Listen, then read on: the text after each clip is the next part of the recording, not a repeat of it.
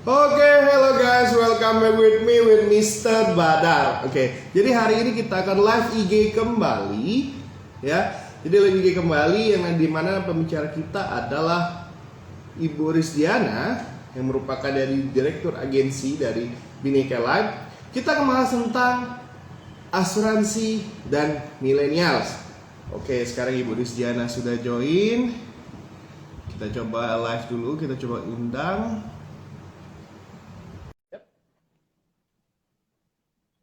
Udah undang. Halo Bu Ri. Apa kabar? Wait a second. Oke. Gimana Bu? Suara saya jelas dan gambar saya juga jelas atau enggak?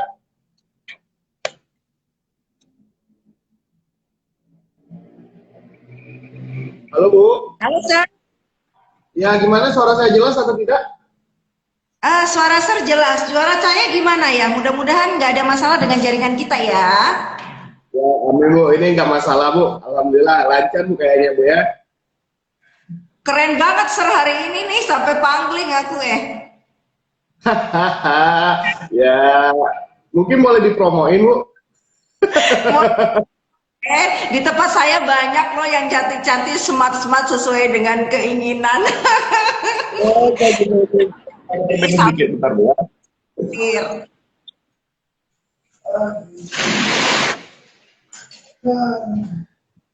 Sekarang posisi di mana Bu? Suara Sir agak jauh ya, gimana ya? Atau saya yang apa? Oke, sekarang udah jelas atau masih jauh? Sebentar. Oke sih. Udah oke? Wait. Saya tutup sebentar. Apa Bu? Santai. Oke, saya sapa dulu para viewers. Terima kasih. Ada Feren. Hai Feren, how are you? Ada Merizal Saputra. Kayak ada juga Triatmo Jawati. Wah, kayak ini follower Bu Riris nih.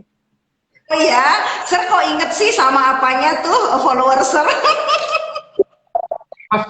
Iya Bu, iya. Ya kebetulan kan gini Bu, saya juga kan sebagai guru ya, jadi kebanyakan follower saya itu student ya, makanya saya apalah nama-nama student saya gitu.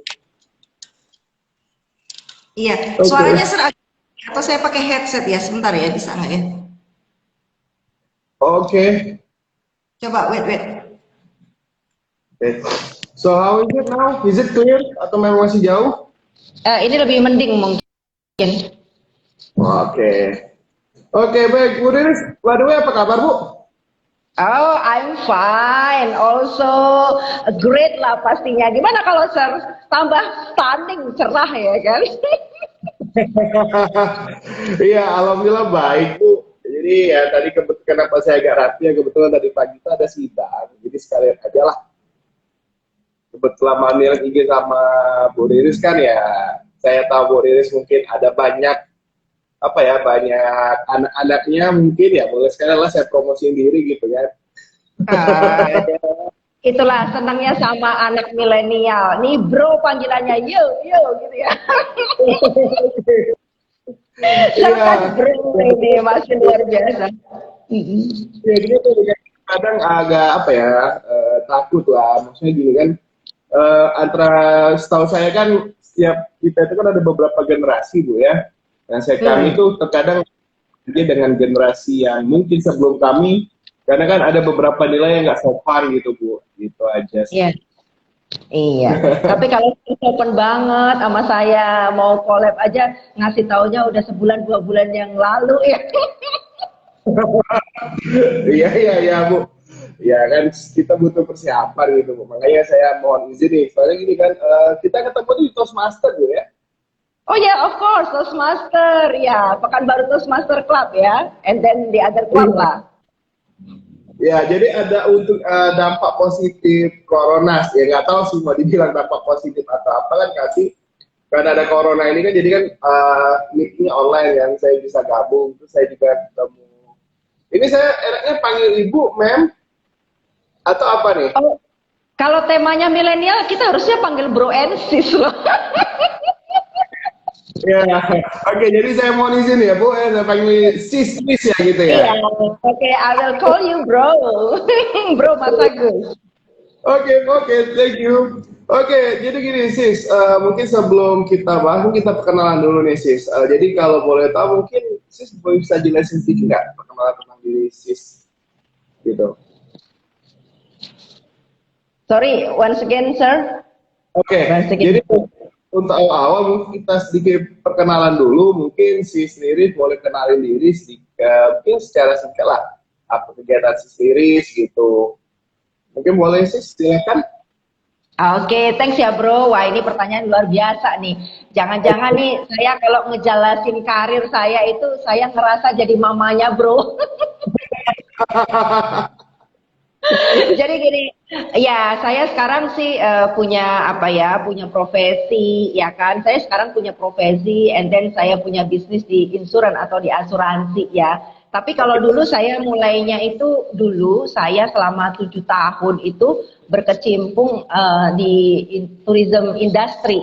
Jadi waktu itu saya jadi guide, pernah tahu kan guide ya, ngebawa tamu gitu kan ke ada yang ke mancanegara, dalam negeri kan gitu ya. Jadi guide, tour leader, tour manager. Waktu itu saya seumuran bro kali sekitar 20-an atau 21 memulai karir waktu itu. Karena basic saya kan saya pernah kuliah di pariwisata di Bali tapi cuma diploma 1.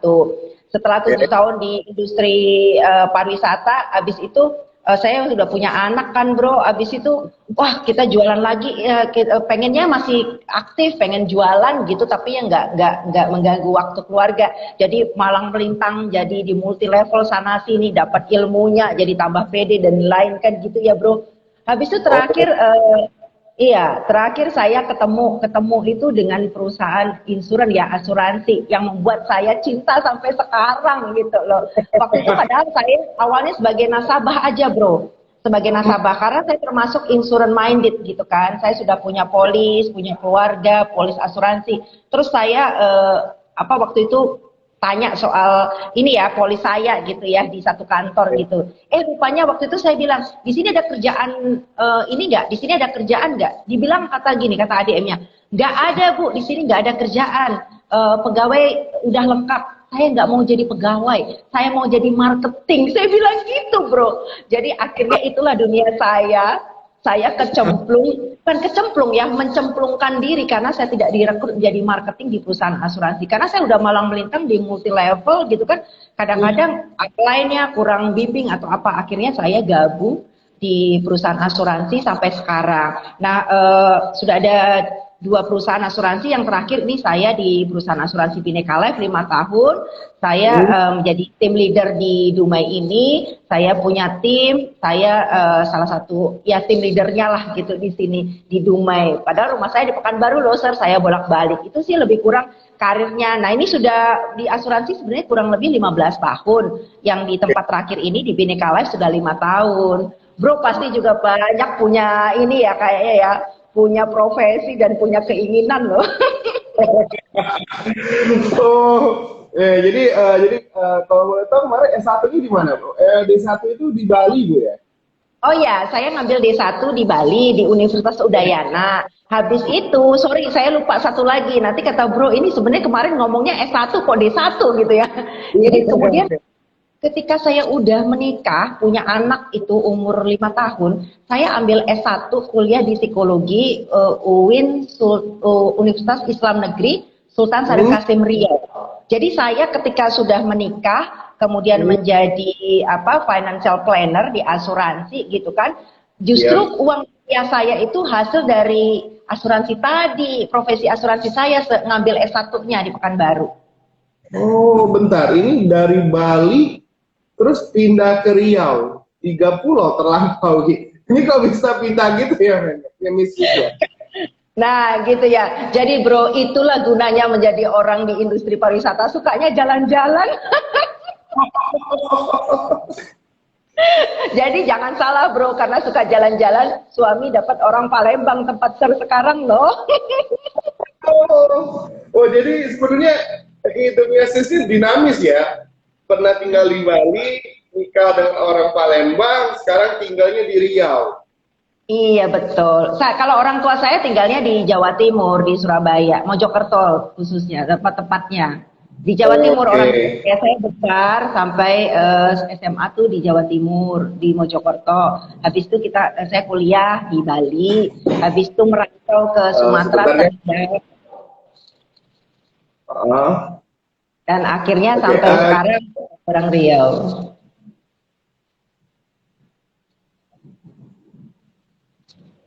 Oke sis, gimana lanjut sis? Kayaknya tadi gangguan sedikit.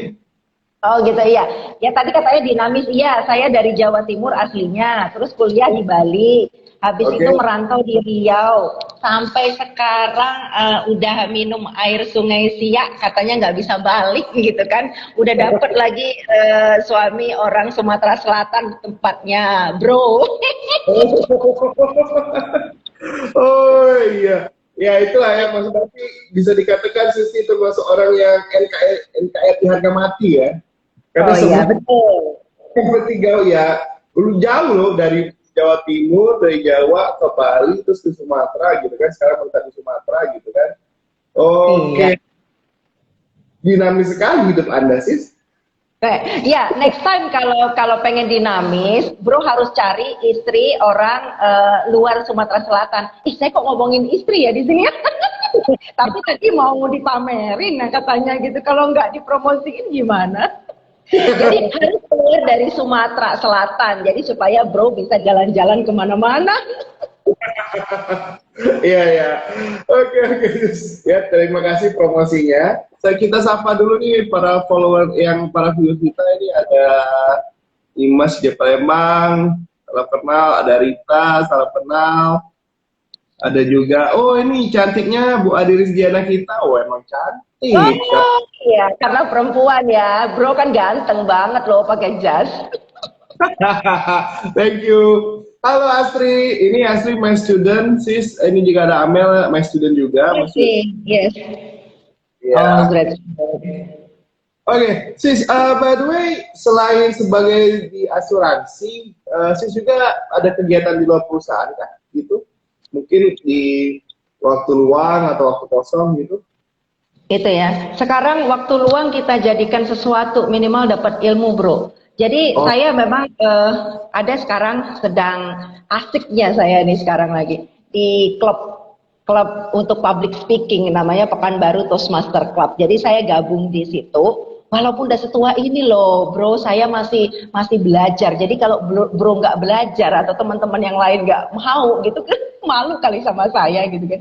Jadi saya ikut di klub public speaking Pekanbaru Toastmaster International itu klub seluruh sedunia ada itu ya. Jadi saya oke. khusus mendalami ilmu public speaking dan saya sebagai member aktif sudah lebih kurang mau 2 tahun kan gitu. Dan saya sebagai Vice President of Membership di situ. Itu Oh, kalau kegiatan, ya kan.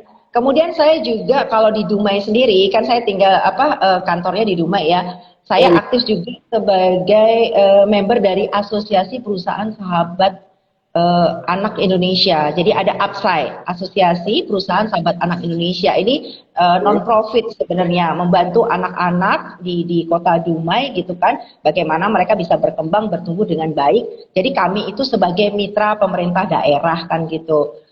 Kami juga di Bhinneka Life di Dumai itu juga punya gerakan nih, namanya kami kasih nama tuh Gerakan Jumat Sedekah Bhinneka Life. Jadi tiap Jumat itu bro, saya sama teman-teman itu ngasih nasi bungkus gitu ya kan, kemudian kadang ngasih ke panti asuhan, ke korban kebakaran dan lain-lain. Dari mana itu bro? Itu dari duitnya teman-teman yang dikasih yang dikasih dengan ikhlas gitu ya, bisa selalu rutin setiap Jumat. Jadi itu sih sebenarnya kegiatan selain yang bisnis-bisnis di insurance ini.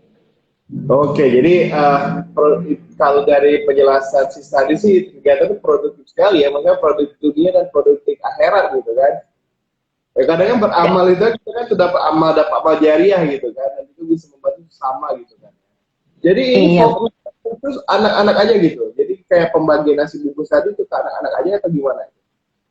Oh, kalau yang untuk anak-anak tadi Asosiasi Perusahaan Sahabat Anak Indonesia, APSAI itu khusus untuk anak-anak. Tapi kalau gerakan nasi bungkus yang kami punya di Bhinneka Life Dumai itu untuk yang tukang becak, tukang sampah gitu-gitu, yang sapu jalan gitu, yang duafa. Jadi istilahnya kita kasih mereka karena ke setiap satu bungkus tuh nilainya 10.000 gitu kan. Jadi saya minta teman-teman yang ikhlas dari penghasilannya dimasukkan, nanti kita belikan. Nah besok tuh bagi jam 7 udah bagi. Itu udah banyak yang ngantri bro. Sekarang itu kan lagi susah ya kehidupan kayak gini. Apa salahnya kita membantu? Yang duafa bro. Jadi bukan untuk anak-anak kalau yang itu. Nanti ada lebih uang kita bikin ke panti asuhan, nah atau kita ke tempat yang kebakaran dan lain-lain gitu sih bro. Oke. Sis, ini ada yang nanya, bisa dijelasin nggak public speaking itu apa? Oke, jadi Bro Zabir, sebetulnya tema kita tentang asal-asal milenial, tapi Bro udah bertanya, nggak apa-apa sebelum kita masuk ke topik utama, mungkin Sis Liris boleh jelasin sedikit lah mungkin. Public speaking itu apa gitu, ya kita mana sekalian manfaatnya apa, keuntungannya apa gitu, penggunaan besar ini apa, mungkin silakan Sis. Iya makasih. Jadi sekalian nih mau ngepromoin public speaking club saya ya. Tapi nggak ada salahnya, justru momen sekarang ini kan kesempatan kita semua berbagi ilmu ya. Saya pun kebetulan kan tadi saya bilang saya Vice President of Membership Pekanbaru Toastmaster. Jadi public speaking itu ya kan, sebenarnya public speaking kadang orang mikirnya terlalu jauh. Ngobrol berdua ini sebenarnya juga public speaking loh. Salah satu bagian dari public speaking ya kan, bagaimana kita ngomong dengan baik sehingga maksud kita tersampai, itu juga salah satu esensi dari public speaking. Kemudian kayak kita presentasi gitu sir ya, presentasi kemudian bikin meeting, itu sebenarnya salah satu bentuk dari aplikasi public speaking. Kemudian bagaimana teman-teman juga bisa ya kan, misalnya leadershipnya confident, ngomongnya bisa confident gitu kan, terarah ya kan, efektif gitu ya. Kemudian jadi percaya diri, kemudian leadershipnya juga terarah, itu sebenarnya juga bagian dari public speaking. Nah kebetulan kalau misalnya teman-teman memang mau lebih jelas, karena Bro dan saya ini kan member Toastmaster ya, memang Toastmaster Public Speaking Club ya. Kalau di sini di Sumatera itu memang yang paling terdekat itu ada Pekanbaru Toastmaster Club. Silakan follow IG-nya, di situ lengkap. Nanti bisa DM di situ atau DM saya Rizdiana Nixon. Jadi pada prinsipnya public speaking itu kan lebih kurang bagaimana berkomunikasi dengan baik, kemudian leading dengan baik ya, leadership. Bagaimana kita bisa leading dengan baik kalau kita tidak bisa mengkomunikasikan dengan baik. Tapi Sir itu pakarnya loh, Bro, ini pakarnya. Public speaking Sumatera Selatan loh. Enggak juga sih. Ya ini kebetulan aja mungkin kita ada kesamaan sesudah tuh gini loh. Saya tuh punya prinsip bahwa jadi saya ada prinsip gini loh sis. Relation, information, position. You never get if you haven't have information. How to get information? You should have relation. Jadi ya itu tadi, relasi, informasi, posisi gitu. Kita kalau punya cita-cita, mau cita-cita apapun itu, kalau kita nggak ada informasi, ya nggak ada relasi juga ya, itu bukan nggak bisa ya, cuma agak sedikit sulit. Makanya itu saya suka berteman, suka ngobrol dengan banyak orang, karena tadi tujuan saya adalah menambah relasi, dan juga kan baik secara agama dan apapun juga mengajarkan bahwa kita harus saling mengenal, saling menyayangi gitu. Kan betul nggak sih? Tapi kalau saya itu agak takut saya nih. Apa sih, sorry? Kalau Sir ngomong saling menyayangi itu agak takut saya ya kan, bukan apa-apa, nanti menyayangi itu banyak ya konteksnya ya. Ya, yang berarti harus sama gini loh, bukan berarti percintaan loh gitu sih. Iya betul, iya. Ya, sesama umat muslim, bagian muslim atau sesama warga negara Indonesia gitu kan sih. Nah gitu sih, karena saya suka ngobrol aja, sebenarnya nggak karena apa-apa. Kalau di sini saya belum ahli betul. Ya tentunya sih udah 15 tahun sebelum juga udah ada MLM. Saya juga sempat ikut MLM loh sis. Oh ya, luar biasa, great. Bro ini orang-orang milenial yang penuh keinginan ya. Saya lihat itu keinginannya traveling all over the Asian. Why not all over the world, sir? Jadi gini sih. Lebih realistis saja sih, Mem. Jadi saya itu suka traveling, saya sadar ini budget saya pas-pasan ya, jadi ASEAN dulu lah, gitu. ASEAN dulu. Ini kan yang baru Jamal ya. Biasanya gini loh, kenapa saya suka ke luar negeri? Orang bilang, ngapain sih liburan ke luar negeri, sedangkan Indonesia itu banyak. Iya, kalau kita tujuannya hanya liburan. Tapi kalau saya liburan tidak hanya itu, saya mau mempelajari culture, cara, dan lain-lain. Dan tentunya saya membandingkan dengan Indonesia. Apakah betul sih Indonesia itu sejelek yang kita pikirkan? Gitu loh. Yang jelek itu ya. Sorry to say sis, kan kebanyakan orang kita tuh menjelek-jelekan negara sendiri loh. Padahal ternyata ada hal yang dilakukan di negara kita daripada di negara sebelah, misal kayak gitu kan sis. Iya benar, setuju. Tapi by the way kalau memang mau traveling jangan lupa ya kita barengan aja deh walaupun apa ya nanti saya cocokin lah dengan selera milenial gitu ya kan. Siap, siap. Oke, oke sis, mungkin kita ke topik kita tentang asuransi dan milenial. Oke, sebelum kita bahas lebih lanjut, menurut sis, Riris ini kira-kira milenial itu apa sih, Riris? Milenial ya. Itu apa ya gitu sis mungkin? Milenial perbedaannya dengan apa? Maksudnya nggak kedengar sorry. Ini minta pendapat sis Riris dulu. Kira-kira milenial itu dalam pandangan sis itu apa? Terus perbedaan mungkin karakter generasi milenial dengan generasi sebelumnya itu apa gitu? Menurut sis. Gitu. Ya. Iya. Jadi ini nggak boleh menurut. Ini memang udah pakai data gitu. Nanti saya ngomong kalau menurut aja keliru ya. Jadi iya, milenial itu sebenarnya orang-orang yang lahir di tahun 81 sampai 99. Itu milenial atau generasi Y, generasi Y gitu kan. Saya nggak masuk di sini. Kalau boleh tahu, sis masuk generasi apa sis? Generasi apa? Generasi yang paling muda. Makanya saya bilang, nanti saya jadi mamanya bro deh kalau kayak gitu. Jadi milenial itu tahun 81 sampai 95. Bah, jadi umurnya itu antara 26 sampai 40 itu generasi milenial atau generasi Y gitu ya. Terus abis itu kita ngomong deh, siapa sih mereka? Kayaknya bro masuk sini deh ya kan? Udah pasti ya. 26 sampai 40 atau di bawah itu? Kalau di bawah itu generasi Z. Gen Z. 28. Tapi muka 38. Boros ya? Nggak boros. Besok kita hematkan dengan asuransi, jadi nggak boros. Balik lagi umurnya 26 sampai 40 itu generasi Y atau generasi milenial. Dan mereka itu punya karakteristik. Apa aja sih karakteristik mereka? Mereka itu realistis orangnya, kayak bro itu realistis banget. WA saya itu orang yang paling realistis tuh bro, gitu kan. Habis itu mereka suka teknologi, iya bener. Kalau saya kadang suka gaptek gitu kan. Kalau bro kan pinter. Mereka realistis, suka teknologi, terus nggak suka kaku. Jadi suasana kantor, suasana ngomong, nggak suka yang kaku. Mereka suka yang informal ya, yang santai tapi ada nilainya. Itu salah satu apa? Salah satu tipikal mereka. Kemudian mereka penuh keinginan, kayak bro tadi kan pengen jalan-jalan gitu kan. Itu keinginan gitu, harapan pengen ini, pengen itu. Kemudian mereka suka tantangan. Nah saya tahu bro ini kan lawyer juga di Balakosa Associate ya kan. Kemudian Balakosa Law Firm ya. Kemudian juga certified trainer gitu kan, terus bro juga public speaker, English conversation. Nah itu kan orang-orang yang memang suka tantangan gitu kan, pengen suka tantangan, banyak keinginan. Itu salah satu ciri-cirinya. Nah kalau kita bisa rangkum, jadi kalau generasi milenial itu gampangnya 3C, 3C. Kreatif, orangnya kreatif kayak bro ini ngebuat IG live ini ngedorong-dorong saya dari kemarin manggil-manggil tuh kan. Orangnya kreatif. Terus connected memang mereka suka ngobrol gitu, chatting dan lain-lain untuk dapat ide-ide baru. Dan yang terakhir mereka confident, percaya diri. Jadi itu paling tidak tipikal orang milenial.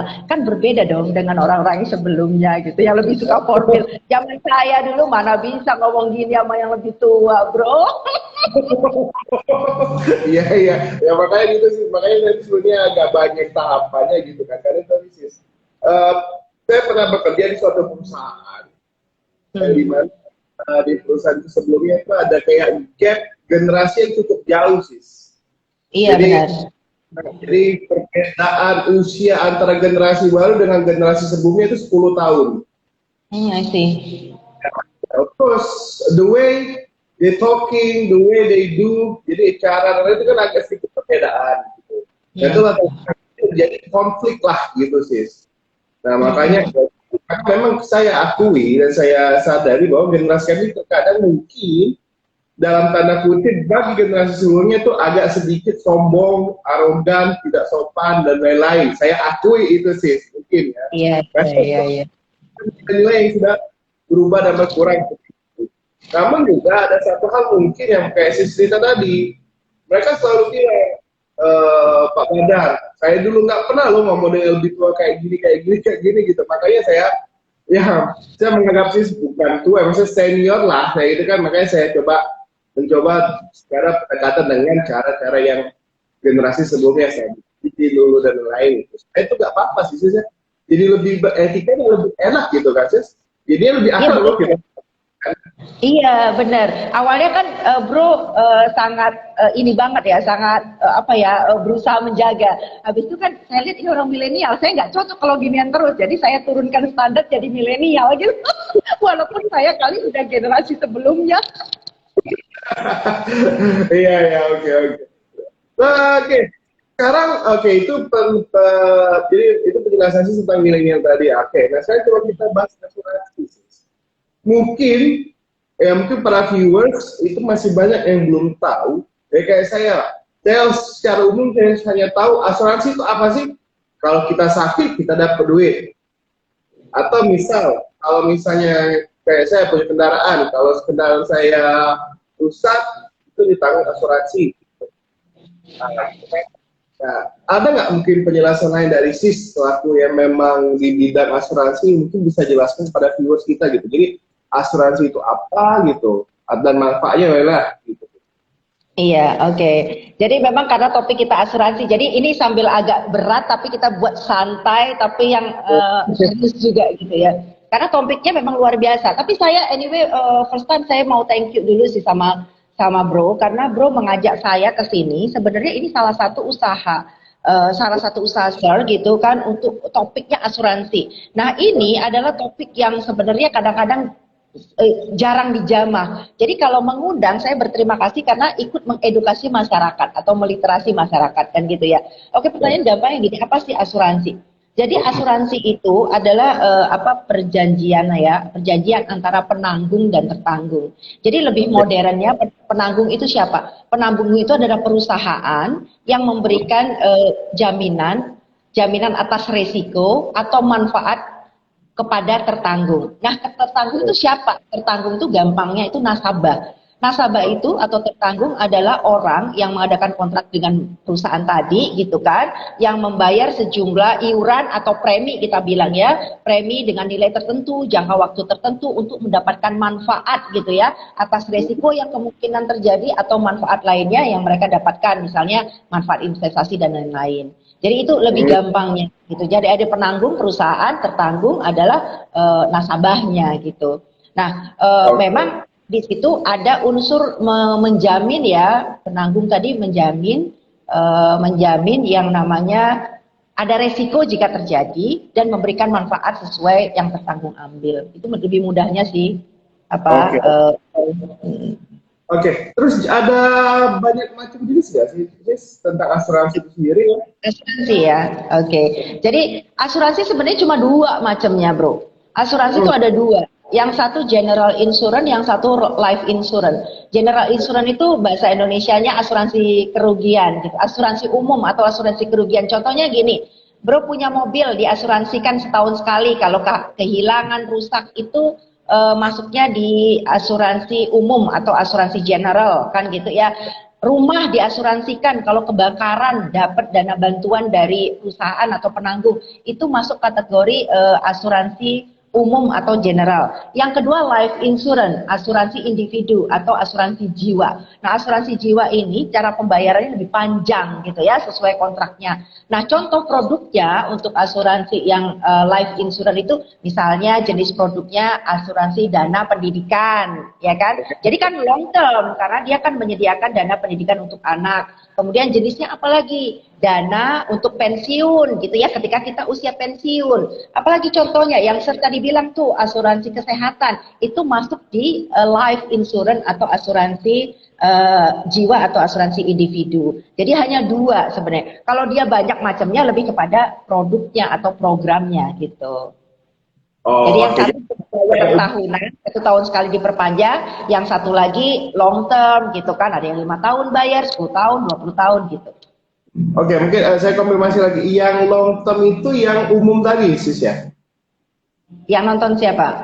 Yang asuransi yang long term itu yang Yang kalau long term itu dia masuknya life insurance, asuransi jiwa. Oke, oke, oke. Itu Contohnya biasanya dana pendidikan. Yes. oh, sorry.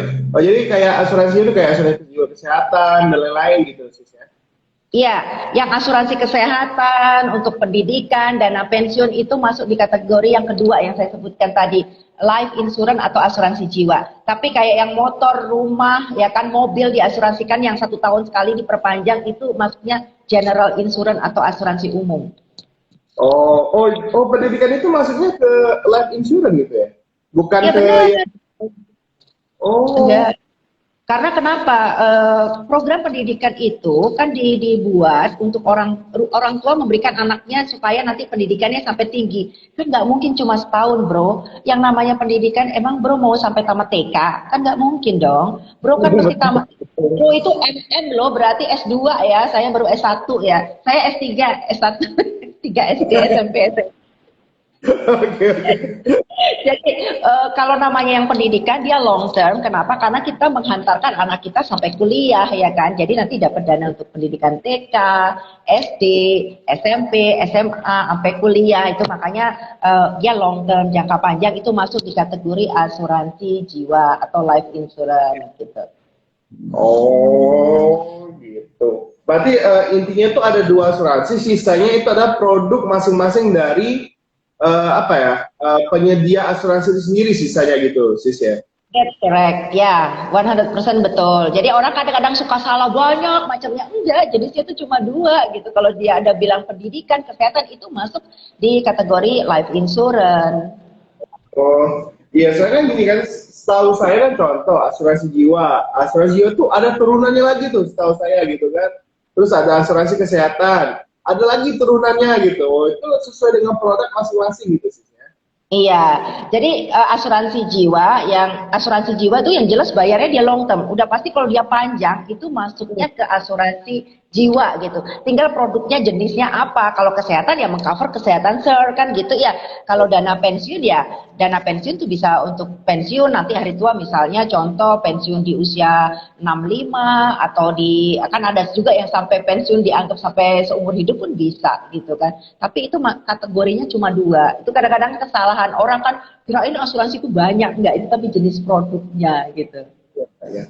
Oke, ya, emang sih kalau masa usia pensiun tadi itu emang kalau di Indonesia sih kalau secara hukum angkatan kerja itu kan dari 18 tahun sampai 65 tahun gitu ya. Tapi kan kalau di luar negeri emang ada yang sampai seumur hidup gitu ya. Mungkin itu yang kayak tadi asuransi yang mungkin bisa sampai seumur hidup ya kerja gitu sih. Ya kalau di tempat di Indonesia pun perusahaan asuransi sih banyak menyediakan juga yang misalnya paymentnya bayar preminya cuma 10 tahun tapi jaminan cover dari perusahaannya sampai seumur hidup bisa. Jadi kalau meninggal dunia kita kasih dana warisan gitu. Walaupun bayarnya cuma pendek aja 10 tahun contoh begitu. Tapi itu masuk di asuransi jiwa atau life insurance ya. Oke, oke, oke. Oke, gini sih, kebanyakan orang, kenapa ya kayak mungkin generasi saya atau mungkin banyak orang secara umum lah gitu kan orang-orang itu takut ikut asuransi dengan alasan nanti klaimnya susah gitu itu apa sih penyebab kenapa ketika orang ikut asuransi tiba-tiba dia nggak bisa ngeklaim gitu sih itu gini itu kenapa sih mungkin bisa diceritain. Oh gitu ya. Jadi orang takut asuransi maksudnya sir itu maksudnya bro itu orang takut masuk asuransi karena klaimnya susah gitu ya. Gitu sih gitu sih. Itu yang terjadi di masyarakat ya, itu yang terjadi di masyarakat. Jadi itu perlunya kita mengedukasi ya, kayak gini ini penting sih kita ngobrol supaya masyarakat tahu. Jadi nggak semua ya kan, nggak kasus itu harus kasus per kasus sih, Sir. Karena apa? Kalau dia bilang klaimnya tidak sulit atau apa, lihat dulu gitu kan. Ada hak, ada kewajiban. Jangan-jangan dia itu punya polis sedang tidak aktif atau nggak bayar. Gimana dia mau minta haknya dijamin kesehatannya kalau dia rupanya nunggak? Itu ya kan, ini kasus per kasus. Bisa jadi klaimnya tidak bayar karena ada masalah administrasi, dia tidak bayar, ya kan. Bagaimana sekali lagi dapat haknya kalau kewajiban tidak dibayar, gitu kan. Nah itu yang kedua, klaimnya susah gitu kan, orang klaimnya susah. Ada perusahaan ada contoh asuransi kesehatan, jadi kita harus baca dulu asuransi kesehatan, contohnya mengcover 53 jenis penyakit, contoh gitu ya. Kalau nggak di dalam 53 kan nggak di cover gitu ya, ya kan. Contoh satu perusahaan mengcover 53 jenis penyakit kritis kan gitu ya, dah semuanya. Tiba-tiba dia ngeklaim nggak keluar gitu klaimnya. Iya, soalnya mungkin bisa jadi penyakit tidak ada di dalam yang 53 itu. Jadi pastikan juga ketika kita masuk kita tahu ya kan apa yang di cover gitu kan. Kemudian lagi klaimnya sulit itu ya.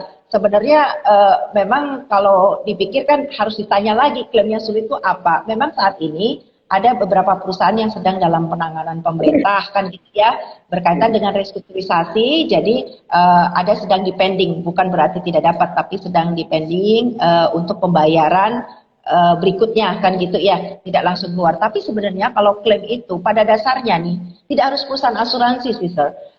Semua perusahaan yang berkaitan dengan jual jasa kayak jual barang itu kan kepengen laku keras kan, kepengen laku kan. Bagaimana dia membuat nasabahnya itu, customernya itu percaya kalau jualannya itu hanya dengan pelayanan yang jelek gitu kan. Jadi rata-rata tuh klaim itu paling lama itu 14 hari kerja. Asal berkasnya lengkap ya, Sir. Di perusahaan kita itu malah 10 hari kerja. Asal berkas lengkap. Berkas lengkap itu yang diminta itu misalnya surat dari keterangan dokter, surat dari kepolisian jika meninggal karena kecelakaan, itu harus lengkap. Kita proses, kita verifikasi, kalau oke nggak sampai 10 hari malah kita sudah bayarkan gitu. Jadi kasus per kasus ya, Sir, jangan disamain semua ya. Kemudian ditanya, nah kalau ada kawannya bro nanyain kok susah, kasih aja sama Mbak Ana ini, Mbak Rizdiana. Biar saya Sis, ini ada yang nanya nih sis, dari dari Neneng Renawati. Gimana cara pilih asuransi yang aman, gak bangkrut atau bodoh, mengingat paymentnya jangka panjang? Oh, ini yang untuk long term insurance tadi sis. Oh ya, jadi gimana cara pilih asuransi ya? Jadi perusahaan asuransi. Jadi semua perusahaan asuransi itu harus terdaftar di OJK. Ada namanya Otoritas Jasa Keuangan. Harus terdaftar di situ. Jadi kalau nggak terdaftar jangan ambil, udah pasti itu, ya kan? Jadi sebenarnya itu bisa dicek di webnya OJK. Jadi kalau semua yang terdaftar pasti ada namanya satu. Yang kedua, perusahaan itu pastikan sehat. Bagaimana cara pastikan sehat? Cara pastikan sehat itu adalah ada namanya RBC ya, Risk Based Capital, kemampuan perusahaan untuk membayar kewajibannya. Dan pemerintah sendiri itu menetapkan perusahaan yang sehat itu 120% kemampuan membayarnya. Contoh gini kan, contoh misalnya kita mesti bayarkan dana meninggal dunia kepada si A 1 juta gitu kan. Tapi ketersediaan dana perusahaan itu 1.200.000, itu udah sehat. Ya, itu udah sehat. Jadi pastikan RBC-nya di atas 120%. Taunya dari mana? Sekarang perusahaan asuransi itu sudah punya website. Masing-masing punya website. Punya website ya. Tinggal cek aja di situ. Tinggal cek aja di situ berapa RBC mereka, semua kelihatan. Karena sekarang eranya keterbukaan, Sir. Jadi nggak bisa kita tutupin. Jadi lihat aja di web dia gitu kan, websitenya masing-masing perusahaan. Jika di atas 120% itu berarti sangat sehat. Itu ya, itu yang paling gampang, Sir. Dan pastikan agennya ya, pastikan agennya punya sertifikasi. Ya kan, kalau ditawarin nggak punya sertifikasi, udah ditolak aja dulu, nanti abal-abal jadinya. Sekarang pertanyaan satu, sis. Apakah semua website dari perusahaan asuransi itu menampilkan RBC-nya, sis? Yang kita lihat seringnya iya, itu wajib diapakan, itu wajib di posting ya. Dan nanti kan tinggal cek di OJK itu ya, perusahaan-perusahaan itu banyak sih sebenarnya informasi. Sekarang kan sekali lagi perusahaan itu eranya terbuka. Perusahaan-perusahaan kan kelihatan tuh yang baik-baik gitu kan, yang bagus itu dari neraca keuangan. Bahkan kalau di perusahaan saya pun neraca keuangannya itu diposting di websitenya dan itu wajib.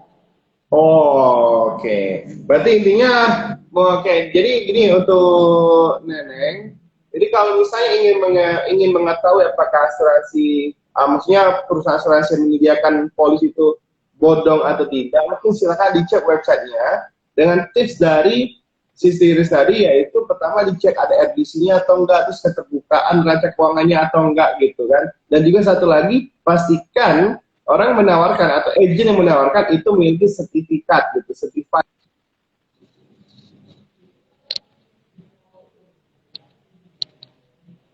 Halo sir, suara sir kayaknya hilang ya.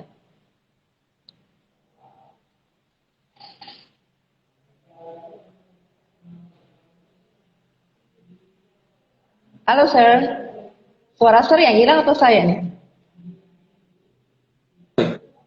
Sekarang itu ada ya. sih. Iya, sekarang bagus. Satu lagi sir yang jangan lupa tadi terdaftar di OJK ya. Pastikan nomor 1 terdaftar di OJK. Oke, yang penting terdaftar di OJK. Nah, itu jadi untuk Neneng, jadi kalau misalnya mau ikut asuransi, pastiin aja, cek websitenya, ada RBC-nya atau enggak, terus di website itu ada transparansi dari perusahaan asuransi itu sendiri atau tidak, dan juga agensinya harus certified, dan yang terakhir itu bisa dicek di OJK gitu, sis ya. Terdaftar atau tidak perusahaannya, wajib itu. Oke, terdaftar atau tidak di OJK. Oke, sis, sekarang saya mau nanya sis. Kayak kami ini kan gini sis, kami ini masih muda, baru rata-rata kan. Terus ada yang mungkin baru mau mulai karir, baru mau mulai kerja, baru mulai usaha. Apakah begitu penting kami untuk ikut asuransi? Dan kalau pemilihan kami penting, asuransi apa yang harus kami ikuti? Nah, itu pertanyaan bagus karena saya kepengen setelah ini bro mau ngambil 10 polis lagi gitu ya. Oke. Ini kan judulnya milenial. Kenapa sih milenial itu penting ya berasuransi? Kan itu ya singkatnya pertanyaannya bro ya. Jadi satu, milenial itu juga penting berasuransi karena satu, perlu mereka itu proteksi maksimal. Proteksi itu maksudnya perlindungan maksimal. Kenapa? Karakter orang milenial itu mobile, mobilitasnya tinggi. Mereka itu kan tadi cerita ya, karakter mereka kan suka dengan keinginan yang baru, suka tantangan. Jadi mereka mungkin bisa melakukan hobi-hobi baru, suka jalan ini itu. Kan itu penuh resiko, bisa jadi kecelakaan dan lain-lain. Makanya mereka perlu proteksi. Yang kedua, ini studi yang terakhir ini, studi yang belakangan gitu, yang kita ketahui di perusahaan asuransi itu tahu semua. Ada penyakit tidak menular dan mematikan. Tidak menular tapi mematikan justru ada di milenial. Contoh, jantung koroner, ya kan, hipertensi, kolesterol. Ini sudah menjangkiti milenial. That's why you should have insurance, nah kan gitu kan. Kenapa itu perlunya milenial segera mempunyai polis-polis asuransi juga? Karena mereka mungkin gaya hidup ya, sir, gaya hidup dan lain-lain sehingga membuat mereka punya risiko tinggi. Yang kedua, kenapa sih milenial penting gitu kan punya polis asuransi gitu kan? Mereka kan sudah mulai bekerja. Jadi ketika mereka mulai bekerja, mereka perlu yang namanya perlindungan aset. Perlindungan aset itu kan mereka kan dapat gaji tuh ya kan, dapat gaji. Jadi they should spend gajinya itu selain jangan hura-hura semua, tetap disisihkan untuk insurance, untuk asuransi, untuk jaminan hari tua mereka. Mereka kan bakal tua ya kan, kalau nggak dari sekarang kapan lagi kan gitu. Jadi ada perlindungan aset, sisihkan uang sehingga kemudian aset mereka akan terjaga. Jadi ketika mereka masa tua atau mungkin mereka akan kuliah lagi atau mereka sudah punya dana cadangan. Itu utamanya. Kemudian juga sekarang ini kenapa sih milenial itu perlu berasuransi? Tadi kan soal ngomong asuransi rumit. Nah sekarang itu asuransi nggak rumit. Rata-rata semua sudah pakai digitalize sekarang. Rata-rata perusahaan asuransi yang memang yang berkembang itu harus going digital. Jadi karena asuransi nggak rumit, makanya tadi kan saya bilang milenial itu kan sukanya teknologi kan, pakai HP itu suka banget kan. Rata-rata semua sekarang perusahaan asuransi punya website, kemudian mau bikin simulasi apa-apa semua bisa cari di genggaman. Jadi karena asuransi nggak rumit, perlu juga milenial ambil. Kemudian karena memang masih muda. Ketika masih muda, segeralah punya polis asuransi. Kenapa? Karena saat itu kita menerima relatif sehat mereka, kita terima. Kalau sudah berumur dengan banyaknya penyakit, itu justru kita malah belum tentu mau menerima, gitu ya. Ketika kita mau menerima, tidak ada salahnya mulai dari sekarang kita segera mengambil polis asuransi jiwa. Dan yang berikutnya adalah berkaitan dengan preminya murah. Karena masih muda, itu cenderung lebih murah. Karena resiko penyakitnya kan semakin kurang. Jadi itu, makanya kenapa milenial itu harus segera memiliki asuransi. Gitu ya, Sir. Oke, sis, ini ada yang nanya, sis. Jadi nanya Japri ya, dia mungkin agak malu nanya di sini. Tapi nggak apa-apa lah ya, karena jadi gini sis, dia nanya ini mungkin sharing pengalaman. Jadi dia ini punya asuransi saving untuk anak sekolah gitu ya, kayak tabungan pendidikan tadi. Nah, terus ketika mau diklaim karena anaknya tadi mau masuk sekolah, itu terjadi delay, itu dari pihak asuransi yang bilang delay, gitu sis. Delay harusnya dibilangnya tanggal 1, diklaim, dibayarkan, tiba-tiba itu nggak dibayarkan gitu. Dengan alasan bahwa perusahaan ini lagi mengalami krisis akibat pandemi. Nah itu pertanyaannya, kira-kira itu bakal hilang atau enggak? Terus kalau misalnya menghadapi posisi seperti itu, apa yang harus dilakukan oleh nasabah? Oh iya, jadi pertanyaannya bagus ya. Tadi yang seperti saya jelaskan, berarti ini berkaitan dengan klaim yang belum dibayar. Klaim itu kan sejumlah uang yang diambil karena haknya ya. Bisa jadi dana pendidikan, bisa jadi meninggal dunia, atau sakit dan lain-lain. Kalau pertanyaan ini saya nggak tahu ya emasnya pakai perusahaan mana. Kan gitu ya, yang nanya tadi ya si Bapak penanya ini pakai perusahaan mana. Tapi kalau memang ada di delay, memang sekarang ini ada perusahaan yang sedang dalam penanganan pemerintah. Karena kondisi perusahaannya istilahnya sedang restrukturisasi, penyehatan gitu ya kan. Tapi memang akan dibayar, itu ya janjinya. Itu wajib perusahaan asuransi itu membayar klaim atau haknya nasabah. Jadi kalau kemungkinan jawabannya petugas itu tadi bahwasanya di delay gitu kan karena ada masa pandemi, sebenarnya nggak ada perusahaan yang tidak membayar karena kalau perusahaan itu sehat, tidak ada alasan dengan pandemi. Justru perusahaan-perusahaan sekarang yang sehat, contohnya termasuk di perusahaan kami saya di Bhinneka Life, itu justru sekarang banyak membayar klaim karena meninggal dunia COVID kan gitu. Meninggal dunia karena COVID loh kita tanggung kan gitu. Jadi kalau misalnya tadi ada masalah seperti itu, kemungkinan ada perusahaannya, Sir. Tapi memang ada perusahaan yang sedang ditangani pemerintah. Mereka akan janji membayar, tetapi memang tunggu sampai waktunya tepat ya, karena memang sedang dalam penanganan gitu. Itu sih jawaban saya. Oke, baik, berarti untuk nasabah itu sendiri kalau menghadapi posisi seperti ini ya mungkin harus bersabar dulu aja gitu sih ya, ngikutin proses gitu sih ya. Iya benar, kalau itu memang sedang menunggu itu. Ada memang beberapa perusahaan, Bro. Oke, sis mungkin bisa ya mungkin ya tanda kutip sis promoin lah gitu. Misalnya kayak kami yang mau milenial baru mau ikut polis asuransi gitu. Ya mungkin dari tempat sis sendiri lah gitu. Mungkin bisa jelasin mungkin minimal itu paling murah itu berapa kita bisa polis gitu sis. Untuk yang baru memulai. Baru memulai ya. Jadi kalau saya kan, jadi ini contoh di perusahaan saya ya, Bro. Ya, boleh sis. Ya, jadi saya di divisi asuransi jiwa ya, life insurance ya, asuransi jiwa. Jadi yang long term kan gitu ya. Jadi ada loh yang paling murah itu cuma 100.000 sebulan. Bagaimana ya, Bro? Itu kayaknya lebih mahal just Bro deh daripada premi yang harus dibayar. 100.000 per bulan. 100.000 per bulan ada, Bro. Itu untuk apa coba? Untuk persiapan hari tua. Jadi cuma bayar 100.000 sebulan selama 10 tahun, kita sudah bisa memberikan dana pensiun di hari tua. Nah, contoh di usia 65 kita sudah berikan dana yang pasti, ada perhitungannya.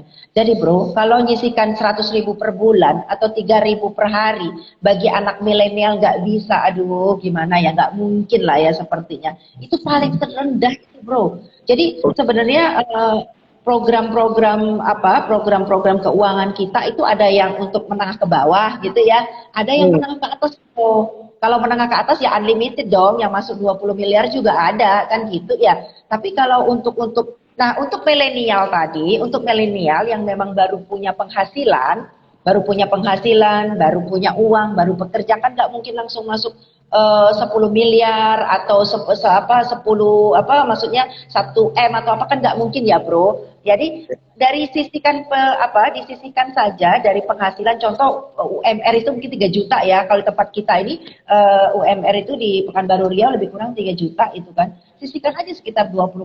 Jangan belanja dulu baru nyisihkan, tidak. Keluarkan dulu untuk untuk insuran ini, untuk perlindungan dan untuk tabungan hari tua, baru dibelanjakan. Jadi tidak ada tempat yang indah namanya tuh belanja sejahtera kecuali di tempat di perusahaan kita lah, perusahaan insuran. Kalau belanja bro, uang habis atau enggak? Sorry sis. Kalau bro belanja, uangnya habis atau enggak? Ya pasti habis dong. Beli baju habis kan? Nggak ada nilainya kan setahun lagi ya kan. Tapi di perusahaan kita itu belanja sejahtera. Nggak belanja, keluarin aja 100.000. Tapi usia 65 udah punya duit loh tabungan. Jadi belanja sejahtera itu namanya. Jadi minimal 100.000 ya, saya nggak usah khawatir, semuanya sudah terhandle. Oke sis. Ini satu lagi sis, ada yang nanya sis. Jadi ini ada yang japri juga. Jadi gini misalnya, dia ikut asuransi kesehatan sis. Anggaplah kayak kata sis tadi, polisnya 100.000 per bulan. Nah itu polis 100.000 per bulan itu apakah untuk dia sendiri yang ditanggung ataukah istri dan anaknya itu ditanggung juga gitu? Atau gimana? Iya, boleh, pertanyaannya bagus juga itu, Sir. Contoh asuransi kesehatan 100.000, tapi kalau asuransi kesehatan nggak ada 100.000 bro, kemurahan. Kalau tadi dia itu untuk hari tua ya. Jadi kalau asuransi kesehatan itu ada ya nilainya mungkin agak mahal ya pasti ya, karena coveringnya juga banyak. Cover itu jaminan juga banyak, kan ada yang termasuk untuk penyakit kritis gitu kan, untuk biaya rawat inap gitu kan, kemudian biaya untuk kecelakaan dan lain-lain. Jadi kemungkinan itu mungkin di atas 300 lah per bulan ya. Nah untuk siapa ya, satu persatu dong gitu ya. Kalau saya atas nama saya ya, nanti kalau saya sakit saya dapat gitu kan. Kalau bro yang masuk ya atas nama bro. Kalau satu keluarga ya satu keluarga gitu ya. Tapi itu kalau perusahaan itu ya, kalau asuransi kesehatan yang saya bilang tadi kan milik swasta ya, sebenarnya memang mahal, dapatnya juga lebih bagus ya. Tapi kalau saran saya juga, karena saya ngomong ini asuransi secara umum ya, kalau misalnya memang ada ya kan, kita macam-macam ya strata ekonomi, minimal itu masyarakat itu punya BPJS lah kalau saya bilang, karena itu kan termasuk subsidi pemerintah, jadi nilainya lebih murah gitu ya kan. Kemudian kan bisa rawat inap, rawat jalan gitu ya. Nah nanti kalau memang sudah punya penghasilan lebih, kan bisa tambah dengan asuransi yang swasta ya, di perusahaan lain lah kita beli gitu bro.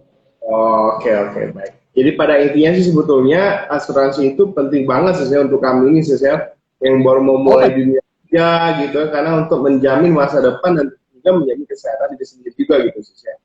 Iya, dan resiko bro kan suka jalan malam kan. Kemarin kan cerita itu lagi katanya udah sampai juga di Jakarta, nyupir gitu kan. Nanti abis itu mau hiking katanya, bagaimana? Itu kan resiko-resiko yang bro harus hadapin. Karena orang muda milenial itu suka tantangan bro.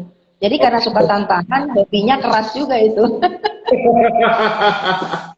Iya, betul. Oke sih, sudah nggak terasa kita udah hampir 1 jam. Mungkin kita aja sih sebagai mungkin penutup, mungkin apalah saran sis bagi kami yang generasi milenial ini, dan juga terkait dengan dikaitkan dengan asuransi, topik kita malam ini gitu sis, asuransi dan milenial. Silakan sis. Iya, jadi saya senang sekali lagi ya, karena ini topiknya milenial, yang undang juga milenial, yang ganteng, yang cerdas, aduh gitu kan. Jadi apa sih pesan saya gitu, apalagi ini mamanya gitu kan. Apa sih pesannya? Jadi bagi para milenial nggak usah lama menunggu. Jadi segerakan, the sooner the better gitu. Semakin cepat semakin bagus. Karena ketika memang milenial sudah punya penghasilan, artinya milenial itu sudah bertanggung jawab terhadap diri sendiri. That's correct kan? Ketika sudah the sooner the better. Ketika sudah memiliki penghasilan, artinya kita sudah bertanggung jawab terhadap diri sendiri. Jangan nanti kalau jatuh, sakit, kecelakaan, minta lagi sama orang tua, malu. Dah, itu. Yang kedua, senyampang. Senyampang itu semasa belum ada tanggungan. Ketika usia milenial mungkin belum menikah contohnya gitu kan, belum ada tanggungan kan, belum punya anak, belum punya beli ini itu gitu kan. Berarti kita masih bisa nyisikan uang segerakan gitu kan. Segerakan menyisikan uang sebelum ada tanggungan yang lebih banyak gitu kan. The sooner the better. Yang kedua, sebelum ada tanggungan segerakan membuat asuransi supaya kita terjamin masa depan. Minimal ada uang yang kita pegang, proteksi juga terlindungi ada. Gitu, Bro. Oke, Pegasus, terima kasih informasinya. Jadi ada beberapa hal sih yang saya catat tadi ya. Pertama itu ada dari sistem bilang kalau misalnya generasi milenial itu ada 3C, creative, connected, and confidence. Oke. Ya. Terus yang kedua tadi ada pesan penting juga bahwa kalau mau milih asuransi pastikan apa tadi singkatan RBC? Risk based capital, kemampuan perusahaan untuk membayar kewajiban. Pastikan RBC atau risk based capital dari perusahaan asuransi yang mungkin para viewers ingin ambil polisnya, yaitu harus memiliki kemampuan bayar sebanyak 120%. Itu di atas 120%. Oke. Ya. Dan juga kepada para viewers, khususnya generasi milenial, mulai sekarang ikutlah asuransi. Karena bagaimanapun sekarang ya, kayak kata si Sri tadi bahwa kita ini ya sangat mobile, sangat aktif dan lain-lain, dan tentunya bahkan mungkin gaya hidup juga sih ya. Saya juga agak shock juga sih saya dibilang sudah ada generasi yang masih terbilang muda sudah memiliki penyakit yang tidak menular tapi menyakitkan. Nah, itu membuktikan bahwa kita perlu memiliki proteksi baik untuk diri kita sendiri, kesehatan kita maupun untuk masa depan kita nanti. Kurang lebih seperti itu ya sis ya. Ya, correct. Betul, Bro. Oke, baiklah sis. Terima kasih atas waktunya. Nggak terasa kita udah 1 jam ngobrol. Terima kasih banyak atas waktunya. Jadi sekali lagi, saya secara pribadi terima kasih udah mau diajak collab sis. Ya, one day kalau misalnya, kalau mau IG lagi, boleh hubungi saya sih. Lawyer yang ganteng dan smart pasti mau dong siapapun diajak collab ya kan. Tapi anyway, thank you juga. Iya, oke. Jadi kalau ke Palembang kabarin aja sis ya. Jadi tenang aja, saya ajak makan pempes puasnya lah ya. Tapi tempat saya milih ya. Iya, kasih tawarannya. Tapi bro, kita jadi sangat dekat ya. Thank you sekali lagi karena membuat kesempatan ini gitu kan. Sehingga saya sedikit banyak bisa mengedukasi gitu ya kaum milenial ataupun masyarakat melalui collab kita bersama. Tentunya di IG-nya Pak Mas Agus M. Badarudin SHMM. Oke, baik lagi. Terima kasih sis atas waktunya. Kita akhiri dulu biar kita malam ini. Ya mungkin untuk para viewers, terima kasih udah join lagi di kita malam ini, dan mungkin next nanti saya akan infoin lagi topiknya apa dan tentunya speakernya juga siapa, dan tentunya speakernya pasti menarik ya, kayak si Sri ini sangat menarik, sangat edukatif, dan tentunya juga menambah wawasan kita bahwa betapa pentingnya kita untuk mengikuti asuransi. Oke, guys, lagi terima kasih Sri. Semoga kita segera di rumah atau di Palembang. Oke, bye. Assalamualaikum warahmatullahi wabarakatuh. Bye. Waalaikumsalam warahmatullahi wabarakatuh. Bye.